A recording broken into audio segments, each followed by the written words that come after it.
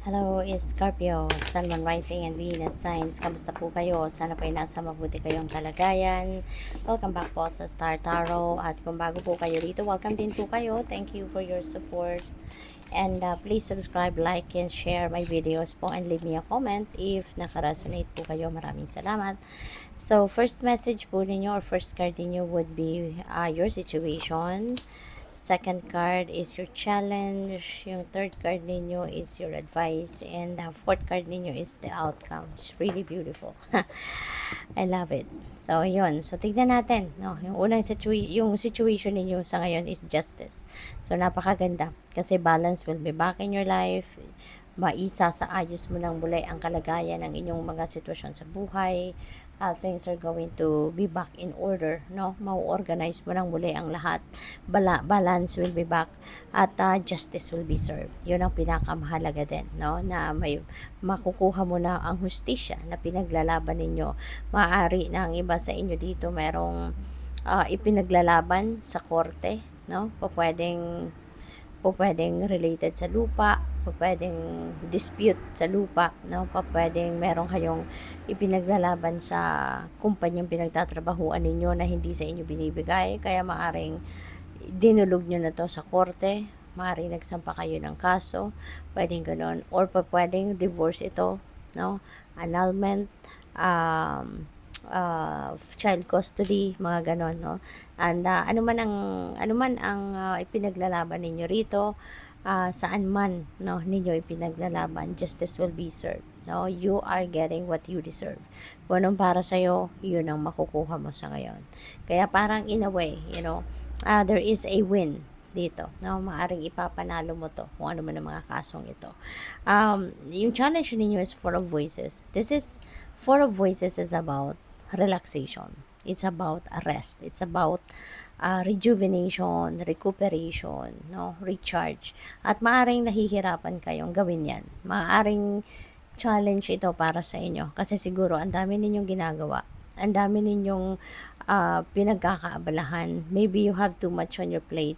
At papaano, siguro iniisip niyo, paano ko to gagawin? Paano ako makakapagpahinga?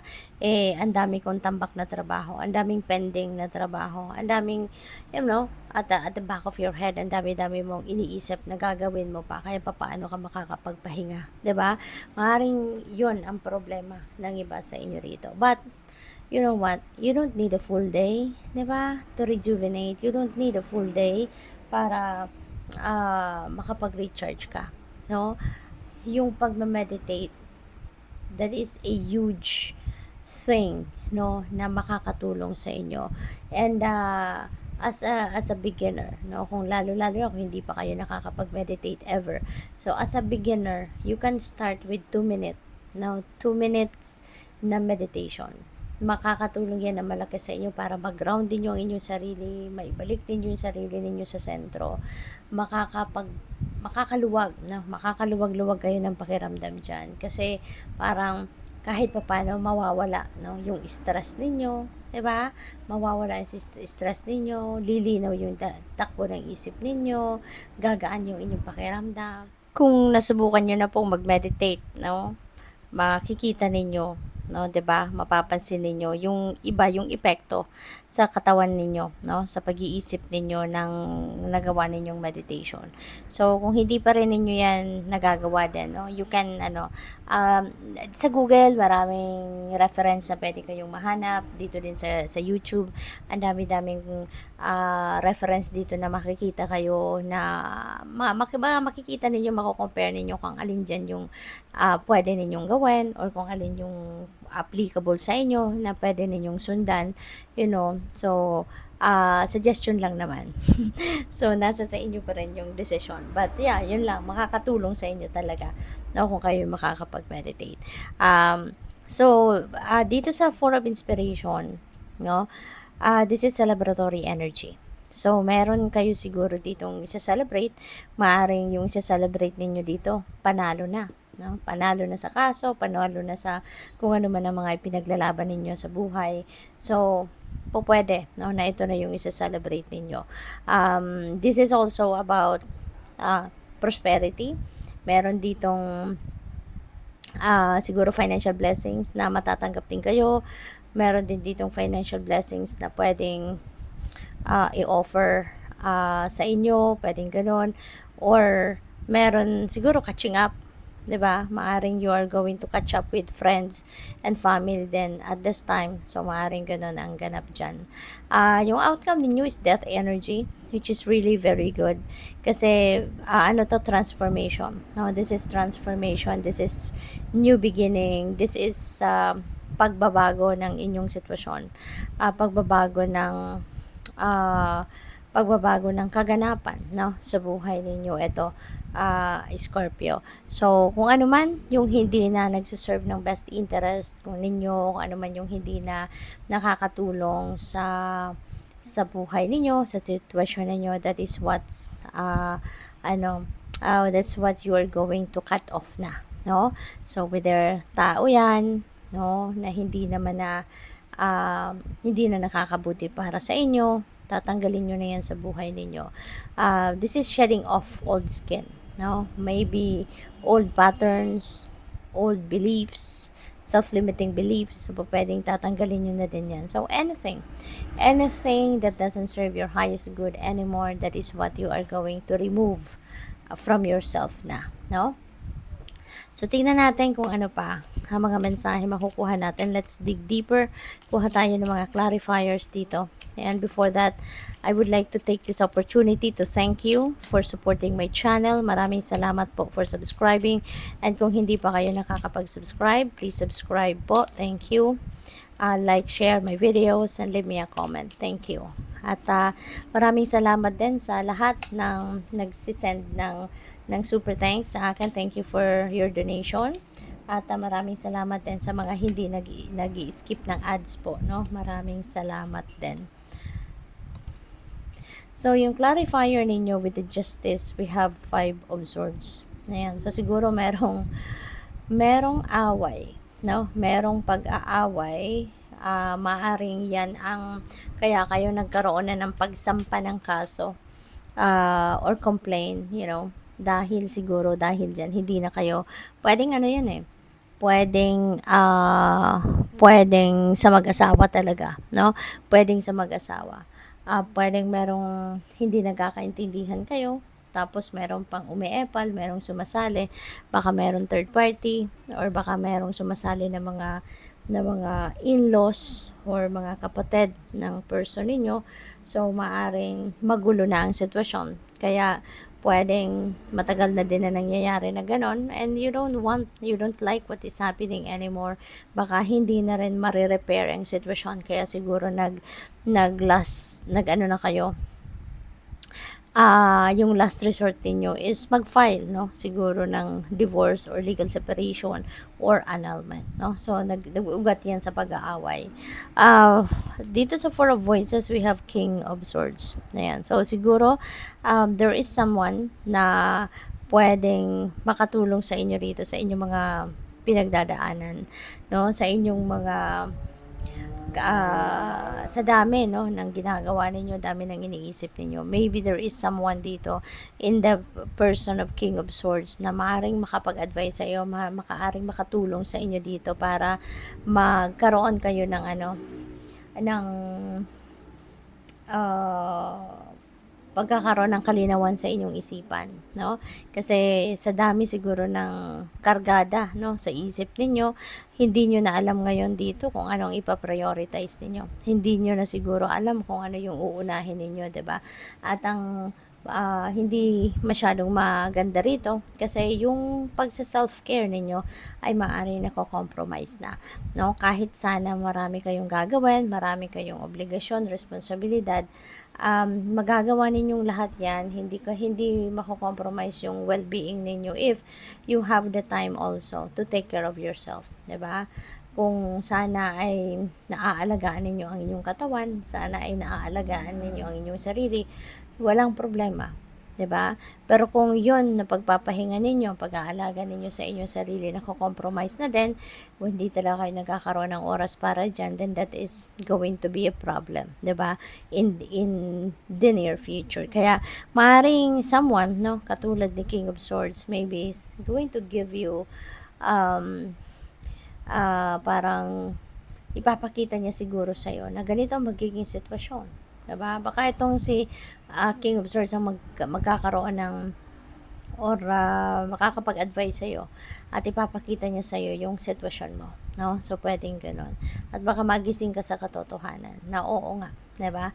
Kailangan ko din alagaan ang aking sarili. Kailangan ko din na ipamper ang aking sarili. Kailangan kong i-prioritize ang well-being ko. No? Despite sa dami ng kailangan ninyong trapahuin. So, we have Queen of Wands naman dito sa Four of Inspiration. So, maaari, no, na yung isa-celebrate ninyo rito, maaari na yung gagawin ninyo rito pagsasaya ay dahil sa mga achievement ninyo. Maaaring na-achieve mo na dito kung ano man yung mga dreams ninyo, maaaring meron kayong mga goals na na-achieve nyo na, narating mo na, kaya ito yung isa-celebrate ninyo, no? So, congrats to that. And we have 9 of Cups. Wow.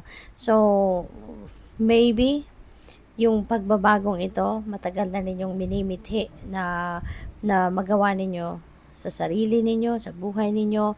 Maybe, yung mga pagbabago ng ito, maaaring ito na yun talagang magpapabago ng inyong sitwasyon for the better, kaya magiging masaya kayo, no? You will be happy sa gagawin ninyong itong pagbabago, no? Kung ano man ang magiging resulta ng pagbabagong ito, maybe this is what you are dreaming of na mangyari, maybe ito yung ini-envision ninyo para sa sarili ninyo, maybe this is a wish come true, a dream come true para sa iyo, kung ano man ang mangyayari dito, no? Ano man ang magiging outcome ng mga pagbabagong ito na i-create ninyo sa buhay ninyo. So, which is really good. Kasi magiging masaya ka na, makukuha mo na kung ano yung gusto mo, yung ninanais mo, no? So, tingnan natin kung ano pa ang mga messages para sa iyo. We have focus. Ayan. So, sa kahit anumang bagay na gusto nating gawin, sa kahit anumang plano na gusto nating isakatuparan, kailangan talaga natin din ng focus. And for you also to be able to be laser focused on whatever it is that you want to achieve, that you want to accomplish, no? Kailangan nasa balanse kayo. Kasi paano kayo makakapag-focus sa mga dreams ninyo, sa mga goals ninyo, kung ang sarili nyo nga hindi ninyo magawa, 'di ba? Ang mga bagay na necessary mong gawin, no? Yung mga kailangan mo muna pagtuunan ng pansin, tulad na lamang ng pag-aalaga sa inyong sarili, 'di ba? Kaya you really need to start first. Focus on your well-being, focus on your good health, make sure na you are on top of your health before you do anything else. Para nang sa gayon, kahit marami pa kayong nakalista na gagawin ninyo, walang problema, mape-perform ninyo lahat yan, magagawa ninyong lahat yan kung nasa magandang posisyon kayo sa inyong physical, mental, and emotional health. Okay? So, tingnan natin kung ano pa ang mga messages ninyo for today.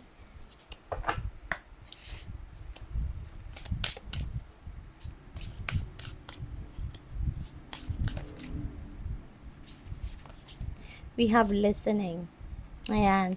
So, maybe, ang iba sa inyo rito nagdadasal. No? Maybe you are praying, you are connecting with the divine universe, and maybe you are, the God, no, is listening to you. No? Kaya siguro, tignan mo, meron kang dream come true, meron kang dream is coming to fruition, wishes mo coming to fruition. Kasi maybe God is listening to you then, diba? Kaya kailangan na makinig ka din sa Kanya, makinig ka din sa Kanyang mga gabay sa'yo, para nang sa gayon, you will be guided accordingly. No? Kung saan man kayo dapat mapunta, ano rin ang mga path na dapat ninyo tahakin sa ngayon, kailangan mo din pakinggan, no? Ang sinasabi niya sa'yo through your intuition. Okay? So, parang give and take lang, 'di ba? Nakikinig siya sa iyo, pinapakinggan ka niya, binibigay niya sa iyo yung mga kahilingan mo. Dapat ganun ka din sa kanya. Pakinggan mo din ang guidance niya para sa iyo, para dalhin ka niya doon sa kung saan ka dapat mapunta. Okay? So, what else? We have strength. Ayan. So, you may need both inner strength and physical strength. No, in order for you to manifest whatever it is that you want to manifest in your life, in order for you to surpass any problems, overcome any problems, no? Kung meron man, kailangan mo na lagi kang magpakatatag, no? Kailangan mo na tibayan ang inyong loob, tibayan ang inyong dibdib, at saka dapat healthy din kayo. Kaya kailangan na maibalik ninyo sa sarili ninyo din, no? Yung pag-aalaga para lagi kayong malakas, para lagi kayong healthy. Okay? Kasi kung may sakit, hindi ninyo mapaperform yung mga trabaho ninyo, mga duties ninyo, responsibilities ninyo, 100%. Hindi ninyo may bibigay yung 100% ninyo, 'di ba? Kung meron kayong dinaramdam. Kaya, dapat lagi din ninyong aalagaan ang inyong sarili, ang inyong katawan. Okay? Final message ninyo is forgiveness. Ayan. So, it's about time na for you to forgive. No? Maaaring meron din ditong parte, no? ng transformation sa buhay ninyo. Maybe kailangan mo na din na magpatawad in order for you to start fresh sa buhay, in order for you to move on with your life, and you can start a new life on a clean slate. No? Kung meron kayong kailangang hingian ng pagpapatawad, siguro ngayon willing na din kayong gawin yon, or kung meron man mga taong dapat din ninyong patawarin, no? So maybe you are also willing to do that now, no? Para na makausad ka na din sa buhay. So good luck. Thank you for watching. Love and light. Namaste.